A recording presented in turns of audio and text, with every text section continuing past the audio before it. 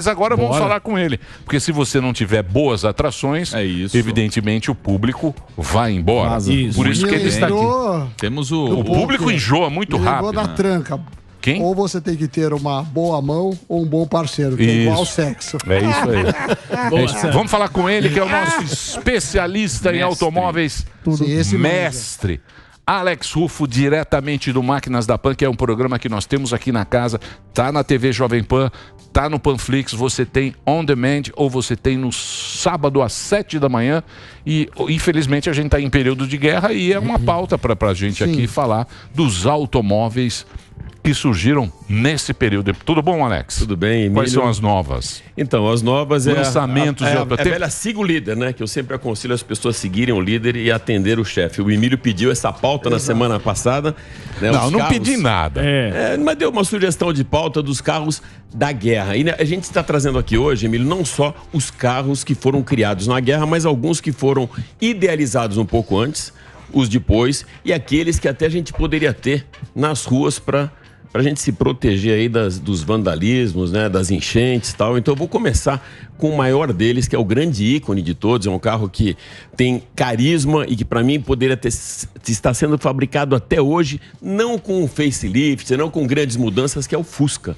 As pessoas são apaixonadas pelo Fusca. O Fusca é um carro muito bonito até hoje. Ele não precisaria de, olha, vamos fazer agora o modelo com o Beetle, vamos mudar para-lama, não. O Fusca até hoje, se ele fosse lançado como o primeiro modelo, eu não sei se você concorda, Emilinho, mas ele seria um sucesso. Então, a idealização do Fusca, na verdade, ela ocorreu por um chanceler, que era um mentor político da Alemanha à época, Adolf Hitler, junto com Ferdinand Porsche. A Volkswagen não tinha nem surgido ainda, isso aconteceu. Não existia Volkswagen. Não existia Volkswagen ainda. O Porsche era da Mercedes, não é isso? Ele era projetista. Isso, projetista da Mercedes. Da Mercedes, ele queria fazer um carro popular. Exatamente, mas o grande gênio desse grupo mesmo era o Ferdinand Porsche. Então, se por um lado, para o Hitler, ele queria um carro que fosse econômico, que fosse um carro barato e que atendesse às massas, por outro lado, o Ferdinand Porsche, ele queria também colocar um carro que tivesse uma linha de produção grande. Ele acabou produzindo nesse primeiro momento 600 mil veículos e que não tivesse uma pressão de custos, porque tinha ali um governo bancando isso. Então ele ficou muito à vontade para sair com o Fusca, que é um ícone hoje, até hoje, da história do automóvel. E o Fusca foi um carro revolucionário, né? Porque ele era foi o primeiro, ele não precisa água, né? Exatamente, refrigerado a ar. Foi o Porsche que desenvolveu, foi o Porsche, desculpa. Pô, achei que era uma bomba. Eu também. Falando em guerra. O Porsche que desenvolveu, né? Ele tem até a cara do Porsche. Se você for ver aqueles Porsches mais antigos, a traseira do Fusca lembra bem o Porsche. E outra coisa que todo moleque de 17, 18 anos que andou em Fusca, a primeira coisa que o mecânico falava pra gente, e isso sempre foi muito legal, foi muito simples, a mecânica dele, bastava você sair, Emílio, com uma chave de fenda, com um pedaço de arame, com um alicate, você consertava o Fusca em qualquer estrada. Porque carro era muito caro, né? Esse foi o primeiro carro... carro popular. Isso. Carro popular de uma fábrica que depois apareceu em 38. O primeiro mais barato foi o Ford. O modelo T. O modelo T. Que poderia escolher qualquer cor, contanto que fosse preto. Exatamente. É isso aí. E esse carro foi o carro alemão pro povo, né? Exatamente, foi um povo que depois a fábrica até passou a ter esse nome Volkswagen, mas era estatal, né? A Volkswagen era estatal, né? A empresa. O início sim, depois não. Sim, depois o grupo de depois da guerra, né? Até pouco tempo atrás, o Piche, que era da família Porsche, né? Ou seja, do grupo Volkswagen, eles são donos da Volkswagen, ele tinha muito poder. Ele era a grande mão de ferro ali dentro da Volkswagen. Até quando teve aquele escândalo todo do diesel, né? Do diesel da Volkswagen, né? O Dieselgate. Aliás, tem um documentário da Netflix que conta esse caso, que foi um absurdo, que os caras fingiram que era eficiente. O chip, exatamente. Eles fizeram uma maquiada. Tá. Exatamente.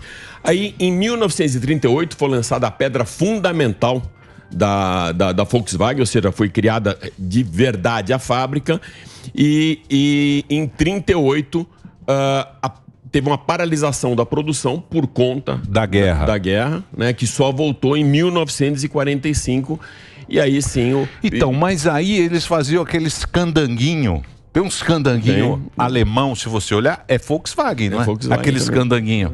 É baseado no Fusca, né? Cara, você estuda bastante. Não, estudo não. Não estudo nada. Aqueles candanguinhos... Faz da lição de casa, é o candanguinho. Aqueles candanguinhos era... Sabe aqueles candanguinhos? Sim. Se você olhar aí, é que não deve ter aí, os candanguinhos era Volkswagen. Eu devia ter trazido uma imagem disso aí para o Magal colocar também. No Brasil, chegou as primeiras unidades do Fusca, chegaram em 1950, né? E em 53, o Volkswagen Fusca era produzido num galpão no bairro do Ipiranga, aqui em São Paulo.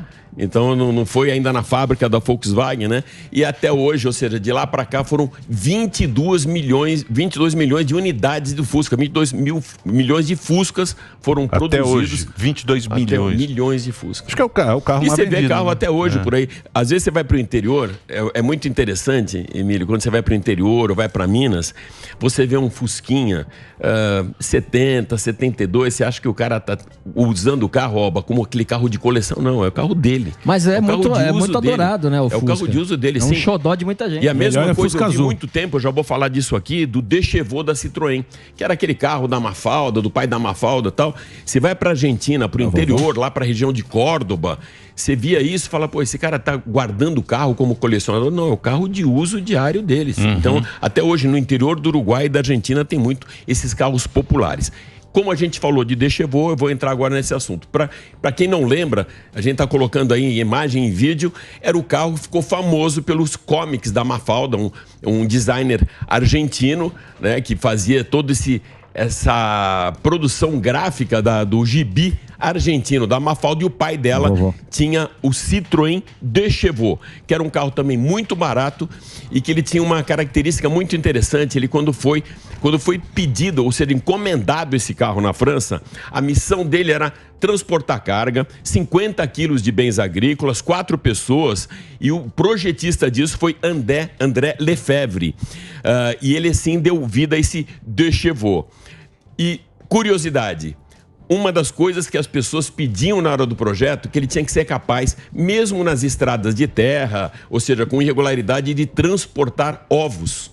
Então você imagina como tinha que ser a suspensão desse carro. Ele era realmente um pouco mais alto, ele era quase aí um off-road, mas ele tinha uma capacidade de transporte ideal para esses centros agrícolas bem pequenos, né, do interior da França, mas também uma suspensão totalmente calibrada para não quebrar o que tivesse dentro. Então, ovos, literalmente ovos. Isso foi muito interessante. O lançamento dele estava previsto para 1939 e mais um aí que sofreu o efeito colateral da guerra e acabou sendo abortado. Foi produzido só muito tempo depois por conta da guerra. Eles produziram, Emílio, numa pré-fase, 200 unidades. E acabaram sendo destruídas quando a França foi bombardeada. Acabaram sobrando uns 4 carros só, que foram utilizados, inclusive, como referência para a produção dos novos. Ele foi apresentado pela primeira vez no Salão de Paris, foi um puta de um sucesso e criou uma fila tão grande que até dá para comparar com o nosso mercado hoje. A espera era tão grande que o usado passou a custar mais do que o 0 quilômetro. Que ano foi isso? Isso foi em 1948. 48. Então você vê, logo depois da guerra, né? Logo depois da guerra. E essa situação a gente vê hoje aqui no mercado, né? Com a falta de semicondutores, falta de peça, o carro 0 quilômetro não tem, o usado está disponível, usado de 1 ou 2 anos de uso, né? E ele está muito mais valorizado até que o 0 quilômetro. Então isso a gente já via lá no pós-Segunda Guerra Mundial. Ele foi produzido também no Uruguai, na Argentina, Portugal, Espanha e Chile. Era um motorzinho muito simples, de 2 cilindros e 370 centímetros cúbicos e refrigerado a água. O mais icônico que a gente tem da guerra, para nossa lembrança, ou seja, nesse momento mais contemporâneo, foi o Hammer. O Hammer, por conta até da época da Guerra do Golfo. Sim. Ele ficou tão famoso que alguns artistas, até como Arnold Schwarzenegger, mesmo antes de começar a produção, ou seja, para carros de rua, ele inspirado nessas imagens que tinha no deserto, né, durante a Guerra do Golfo mesmo, ele começou a encomendar. Os caras foram fazer uma análise, fizeram uma pesquisa de mercado, né, os Estados Unidos, a GMC, e acabaram produzindo para a rua. Isso até a gente comentou aqui no programa da semana passada, e de vários tamanhos, porque um Hammer, do jeito que o tamanho dele é feito para uso bélico, Emílio, ele não cabe em nenhum lugar. É um tanque, né? É meio tanque, né? É um tanque, não cabe numa via pública, não dá para estacionar. Aí fizeram alguns mais compactos, né? Ele também foi muito forte durante a Guerra do Panamá, e em 1992... quando foi o lançamento dele, já serviu como inspiração para o que vem para frente. Ele, na sequência, hoje, o primeiro veículo da GM, né, primeiro utilitário 100% elétrico, acabou sendo o Hammer, que eles lançaram o Hammer EV Edition, que é um carro totalmente elétrico, e ele passou por uns testes no deserto de Nevada até. As imagens são muito bonitas, quem está só acompanhando para o rádio, vale a pena depois ir lá no streaming ou na Panflix para ver as imagens desse carro, do comportamento dele. E ele tinha um comportamento dinâmico que poucos carros têm. Uma diferença na calibração da suspensão, que você faz uma elevação em cima por conta do terreno que você está querendo passar. Mas um detalhe interessante é tanto as rodas da frente como as rodas de trás, ela, para conseguir superar alguns obstáculos, Emílio, viram todas para o mesmo lado, ou todas para a esquerda, ou todas para a direita, para facilitar a manobra. O carro ainda é vendido até hoje. Eles lançaram na primeira fase só 30 exemplares, e com 2 motores elétricos que proporcionam 1.000 cavalos de potência. Caçaroga. Mas quanto vale esse carro? Quanto custa? Por volta de R$1,5 milhão. Sami tem. Sami não só o Sami. Sami. Pro bolso do Sami. Eu não tenho nem carro aqui. Alex, você sabe quem tem o carro mais caro da bancada. Mas eu não vou falar para você dizer qual é e nem quanto vale. Ok. O que mais, Alex? O outro, ele virou um símbolo do 4x4. Da mesma maneira, Emílio, que a gente fala de Bombril como palhinha de aço, Maisena, né, como farinha e tal, o Jeep, ele se transformou num ícone do off-road. Muita gente, até pouco tempo atrás, quando falava que queria comprar um SUV, quando queria comprar um utilitário esportivo, era Jeep. Ele falava, vou comprar um Jeep, né? E às vezes a marca não era nem Jeep.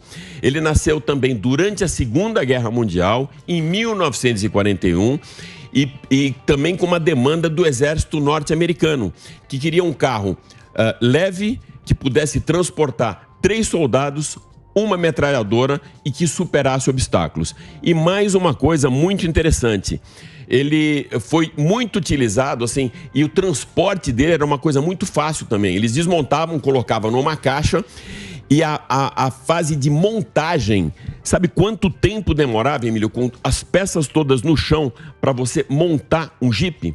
3 minutos e 30 segundos. Até a gente está passando um vídeo aí, claro, em câmera rápida, né? Mas 3 minutos e 30 segundos você montava um Jeep.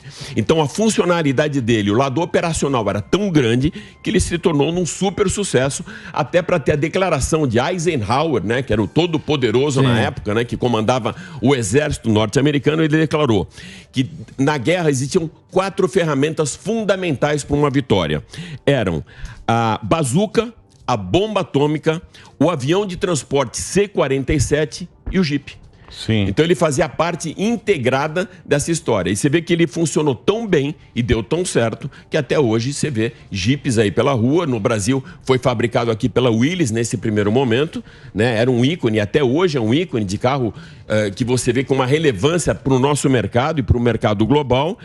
E a origem desse nome, a gente até comentou aqui também, ela é bem interessante, né? Os soldados na época da guerra tinham o costume de ler muito gibi, não tinha muito o que fazer enquanto não tinha bombardeio. E um dos gibis que eles mais gostavam e que estava em alta no momento era o Popeye. E o Popeye tinha um cachorrinho, que era uma mistura de cachorro com extraterrestre, meio futurista, que ele atingia a 4ª dimensão, chamava Eugene the Jeep. Então, essa é uma das versões. A outra você mesmo trouxe aqui no Pânico na semana passada, que era o GP, Jeep de General Purpose.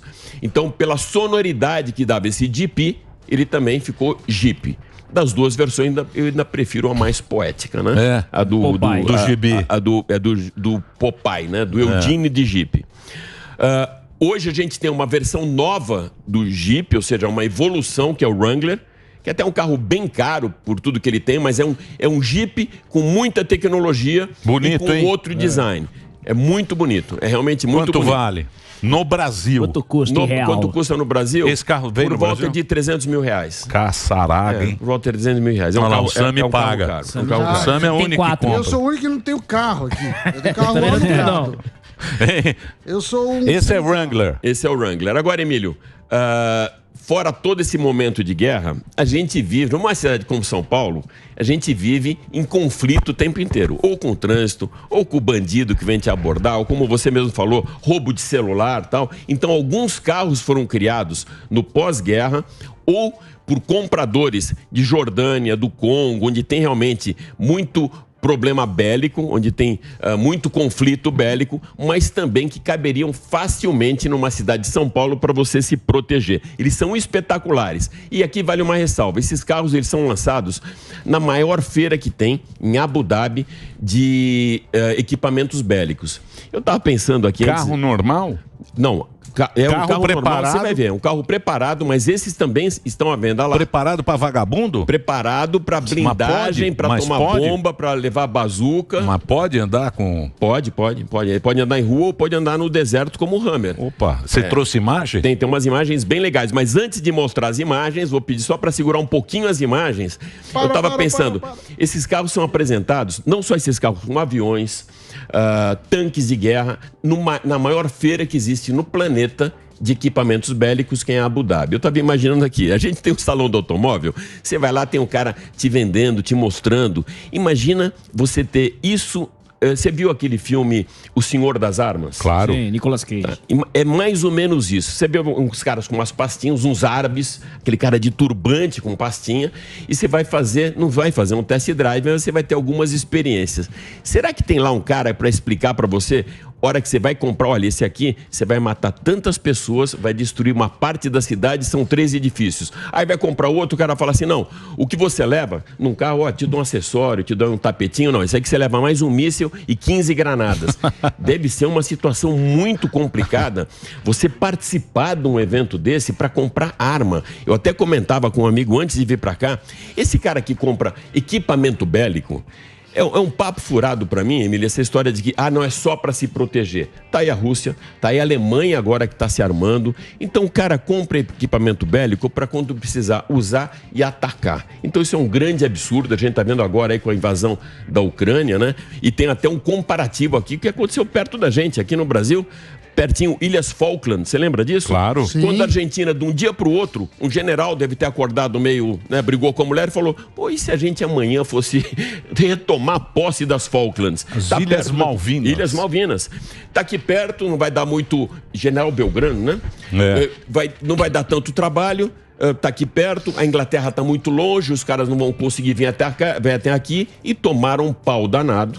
Um porta-avião veio e acabou com tudo. Um porta-avião. Acabou com tudo. Então, a guerra começa como aconteceu agora lá na Ucrânia. Então, estão continuando vendendo arma, existem indústrias das armas e eu vou agora mostrar esses carros para você se proteger desses conflitos, não só na guerra como internos. O primeiro é o Mercedes G63 AMG, é um carro 6x6. Imagina, ele tem tração integral em 6 rodas, né? Ele foi produzido para a indústria bélica, custa 500 mil euros, 3 milhões de reais, somente 30 unidades foram produzidas e ele tem internamente um conforto de um classe S. Então isso é uma dicotomia, né? Se por um lado você usa ele para combate, para se proteger, lá dentro é meio mimimi. Você tem ar-condicionado, você tem o seu barzinho, você tem um luxo, mas realmente é muito luxo. Ele tem um motor 5.5 biturbo de 544 cavalos e todos esses carros, eles têm que ter muito torque. Né? Esse tem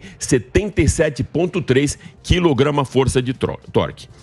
O outro carro é o Rezvani Tank. O nome dele já tem um tanque, né? Já tem o sobrenome dele é tanque. É um carro de 2 milhões de reais, fabricado nos Estados Unidos, um motor V8, ou seja, um super motor, 1000 cavalos de potência também.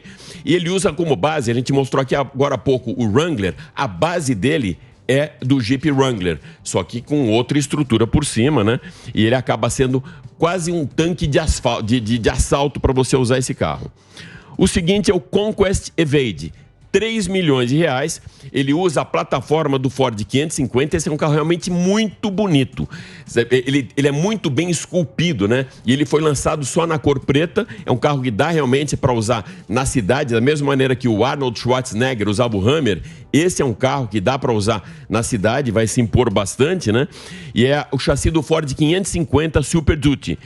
Além de ter um aço extremamente resistente, o que não precisa impacto, ele é fabricado em alumínio. Então ele fica um carro muito mais leve, ou seja, ele tem muito mais retomada e tem um gerenciamento de câmeras em volta, Emilinho, que ele consegue detectar não só pessoas, mas como você tem um raio-x no avião que detecta se você tem uma arma ou uma bomba, ele consegue detectar num raio de 500 metros se tem algum elemento bélico à sua volta através de um joystick. Então fica lá um cara comandando um joystick e vendo à volta se ele está sofrendo algum perigo. Para São Paulo é interessante. É um bate-móvel. É bom para narcotraficante. São Paulo é legal. Pablo Escobar. Isso é para narcotraficante. Pablo Escobar. É só para narcotraficante, né? Mais um Cougar 4x4 MRAP. Esse ele tem, olha só que interessante, um dos atributos que ele tem, ar-condicionado que não conseguem desligar pelo lado de fora, não consegue tampar um duto. Por quê? Porque ele enfrenta a temperatura de 38 a 45 graus no deserto e ele também percebe a mesma coisa que o outro, ele percebe qualquer equipamento bélico na sua vizinhança e tem um radar que atinge até 10 quilômetros. Então, da mesma maneira que você tem sonar, radar, aqueles aviões, ele tem um radar interno que percebe também qualquer ameaça que ele possa ter até 10 quilômetros. E, essa aí, bem interessante, ele aguenta até uma explosão de 14 quilos de TNT. Então, imagina a especificação.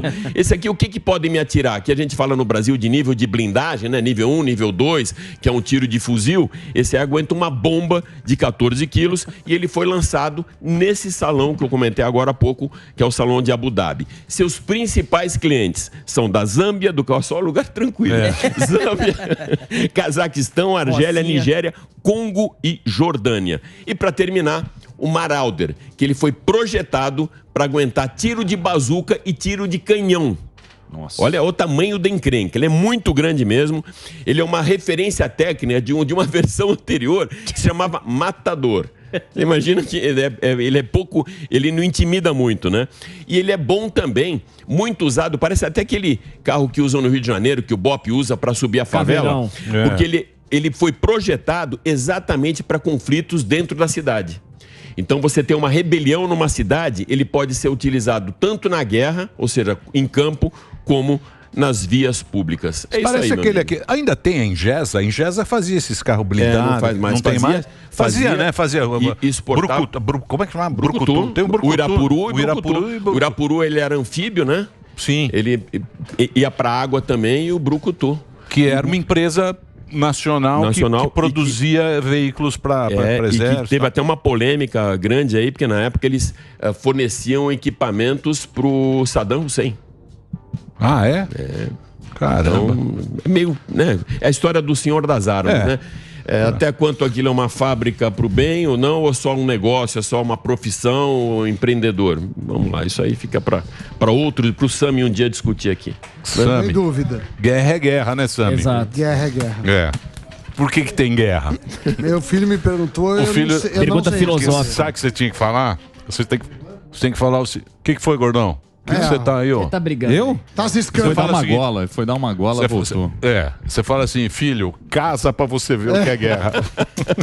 É mais fácil, né, professor?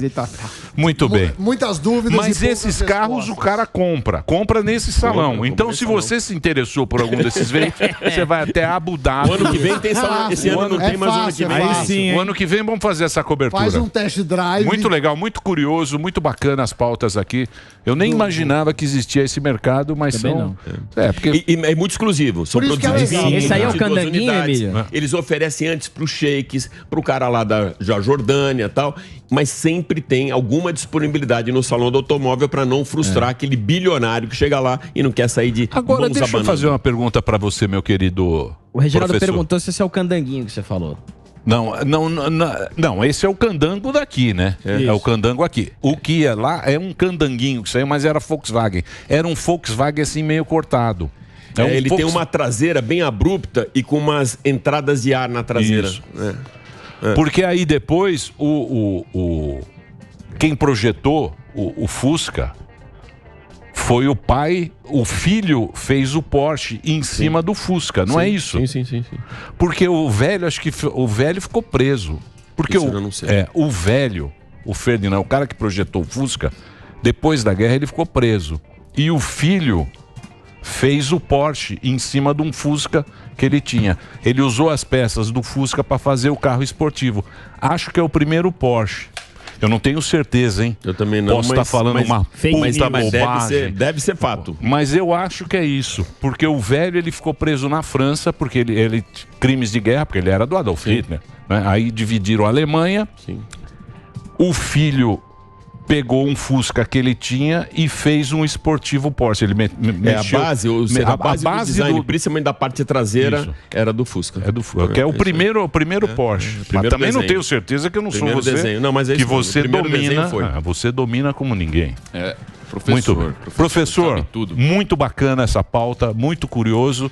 Tenho certeza que os ouvintes sempre gostam. E a semana que vem está de volta. Estarei de volta com mais pautas e respondendo algumas das reivindicações das pessoas que entram no meu Insta. E eu aqui vou dar um meia-culpa. Eu não sabia que no canto direito existe uma coluna onde, se eu não der acesso para aquela pessoa, ela não tem acesso à minha conta se ela não for adicionada ou coisa parecida. Emílio, tinha mais de 500 sugestões de pauta. Tá vendo só? Eu não tinha visto ali, eu vi ontem isso, então na semana que vem eu vou responder algumas dúvidas desses caras que mandam aqui gentilmente para mim e que eu absurdamente não li nenhuma ainda, mas eu vou fazer essa lição de casa durante a semana e na próxima semana eu vou tirar algumas dúvidas e atender as sugestões de pauta. Instagram, muito bem. Alex Rufo JP com 2 Fs.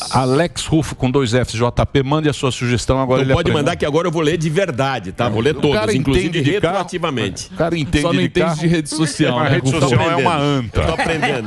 Não dá pra saber tudo. Deixa eu fazer uma pergunta pra você, Alex. A gente vai ter salão do automóvel ou nunca mais vai? Vai ter com outro formato. Aquele salão que a gente tinha sempre em novembro, outubro, perto da Fórmula 1, ele se transformou agora numa experiência que é legal. Em pista em Interlagos, que provavelmente deve acontecer em outubro, e um outro salão também, uma experiência também, que até já teve com a gente por aqui, o Eduardo Bernasconi está fazendo um salão muito parecido em julho ou junho, com carros super esportivos para você conhecer de verdade, você ter experiência, andar no carro, porque é isso que estava faltando. Hoje você ir num salão do automóvel não tem mais sentido, inclusive o de Detroit. Gostoso. Não, Emílio, gostoso. Não, tudo aquilo que você vê lá no salão, você já vê pela rede social, você já conheceu o carro e você não tem a oportunidade, muitas vezes, de sentar, de sentir o carro. Então, o novo formato proposto, não só lá fora, como aqui no Brasil, é de você ter uma experiência com o veículo, você poder fazer um test drive, você conhecer melhor o carro do que simplesmente ver ele com uma mulher bonita ali do lado. Não, lindo, as meninas, dá emprego pra turma. É ou não é? Mas pode dar emprego de outro formato. É isso que eu digo. Não eu gostava do salãozão. Sei lá, você vê o carro. Você vê pela internet, você só vê ali e tal. Mas se você olhar o automóvel é muito mais gostoso. Bom, mas isso não é comigo que eu não estou. O que você tava... O que você tá ciscando aí, Gordão? Não tô ciscando, Daqui a pouquinho o Gordão ciscando. Vamos? Sério? Foi dar uma cagada. Ele chama de gola remunerada. Quem falou tem anão, ele tá me explicando que na casa dele é a gratuita. Sim. Aqui é a remunerada. Então, enquanto eu tô dando a gola, eu tô muito ganhando. Bem. Vamos fazer um break agora, rapidamente. Obrigado, viu, Rufo? Então entra lá, Alex Rufo JP, Rufo com 2 Fs. Mande a sua sugestão de pauta. O Rufo sempre traz coisas interessantes aqui pra gente. E amanhã, às 7 da manhã... Domingo, 7 da manhã. Desculpa, domingo, 7 da manhã, tem o Máquinas da Pan e também tem, na Panflix, tem os episódios, igual você tem aí na YouTube. Globo News, Globoplay.